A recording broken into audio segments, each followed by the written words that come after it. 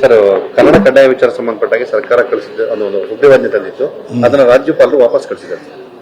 ರಾಜ್ಯಪಾಲರು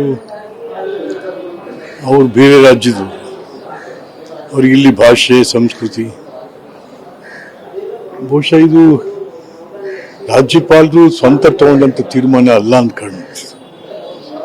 ಹಾಗಾಗಿ ಮೇಲಿಂದ ಯಾರೋ ಇವೆಲ್ಲ ಹೇಳಿಸಿ ತಗೊಂಡಿರುವಂತ ತೀರ್ಮಾನ ಅಂತ ಮೇಲ್ನೋಟಕ್ಕೆ ಅರ್ಥ ಆಗ್ತಾ ಇದೆ. ಹಾಗಾಗಿ ಭಾರತೀಯ ಜನತಾ ಪಾರ್ಟಿ ಕನ್ನಡ ವಿರೋಧಿಗಳು ಅಂತ ಅವರೇ ಬಿಂಬಿಸ್ಕೊತಾ ಇದ್ದಾರೆ ರಾಜ್ಯಪಾಲರ ಮೂಲಕ. ತಪ್ಪಿದು ಮಾಡುವಂತದ್ದು. ಸರ್, ವಿಚಾರದಲ್ಲಿ ಒಂದು ಸ್ಟೇಟ್ಮೆಂಟ್ ಕೊಟ್ಟಿದ್ದಾರೆ. ಅಂದ್ರೆ ಈಗಿನ ಕಾಂಗ್ರೆಸ್ ಅನ್ನ ತಂದಿರುವಂತಹ ಗ್ಯಾರಂಟಿ ಯೋಜನೆಗಳು ಲೋಕಸಭಾ ಚುನಾವಣೆಯಲ್ಲಿ ನಮ್ಮ ಪಕ್ಷ ಬೆಂಬಲಿಸಿದ್ರೆ ಬಿಜೆಪಿ ಅಧಿಕಾರಕ್ಕೆ ಬಂದಾಗ ಎಲ್ಲ ನಿಂತು ಹೋಗಬಹುದು ಅಥವಾ ನಿಲ್ಲೋ ಸಾಧ್ಯತೆ ಇದೆ ಅಂತ. ಕರೆಕ್ಟ್. ಅದನ್ನ ತಿರುಚಿ ಕೆಲವರು ಹೇಳ್ತಾರೆ. ಅದಲ್ಲ ಇದು. ನಾವು ಈ ಸರ್ಕಾರ ತಂದಿದ್ದೀವಿ.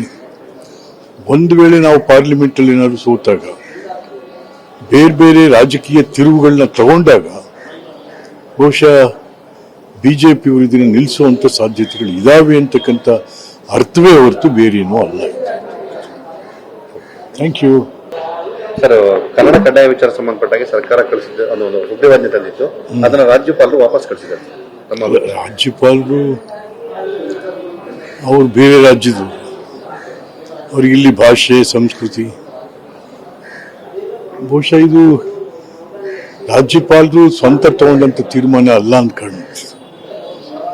ಹಾಗಾಗಿ ಮೇಲಿಂದ ಯಾರೋ ಇವೆಲ್ಲ ಹೇಳಿಸಿ ತಗೊಂಡಿರುವಂತ ತೀರ್ಮಾನ ಅಂತ ಮೇಲ್ನೋಟಕ್ಕೆ ಅರ್ಥ ಆಗ್ತಾ ಇದೆ. ಹಾಗಾಗಿ ಭಾರತೀಯ ಜನತಾ ಪಾರ್ಟಿ ಕನ್ನಡ ವಿರೋಧಿಗಳು ಅಂತ ಅವರೇ ಬಿಂಬಿಸ್ಕೊತಾ ಇದ್ದಾರೆ ರಾಜ್ಯಪಾಲರ ಮೂಲಕ. ತಪ್ಪಿದು ಮಾಡುವಂತದ್ದು. ಸರ್, ವಿಚಾರದಲ್ಲಿ ಒಂದು ಸ್ಟೇಟ್ಮೆಂಟ್ ಕೊಟ್ಟಿದ್ದಾರೆ. ಅಂದ್ರೆ ಈಗಿನ ಕಾಂಗ್ರೆಸ್ ಅನ್ನ ತಂದಿರುವಂತಹ ಗ್ಯಾರಂಟಿ ಯೋಜನೆಗಳು ಲೋಕಸಭಾ ಚುನಾವಣೆಯಲ್ಲಿ ನಮ್ಮ ಪಕ್ಷ ಬೆಂಬಲಿಸಿದ್ರೆ ಬಿಜೆಪಿ ಅಧಿಕಾರಕ್ಕೆ ಬಂದಾಗ ಎಲ್ಲ ನಿಂತು ಹೋಗಬಹುದು ಅಥವಾ ನಿಲ್ಲೋ ಸಾಧ್ಯತೆ ಇದೆ ಅಂತ. ಕರೆಕ್ಟ್.